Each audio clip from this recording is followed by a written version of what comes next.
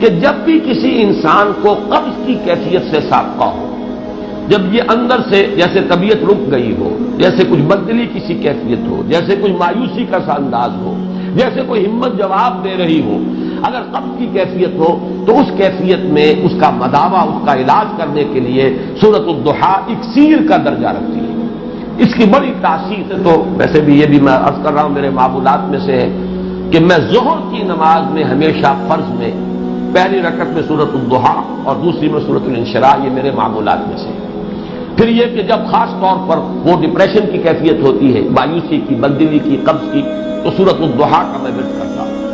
اور پھر جب کیفیت مجھے محسوس ہوتی ہے کہ اب کچھ اللہ نے اس سے نکال دیا ہے تو الم نشرح لک صدرک، اور اس کے ساتھ شکر، پروردگار یقیناً تو نے مجھے پھر وہ انشراح عطا کر دیا ہے، پھر اس اندھیرے سے نکال لیا ہے،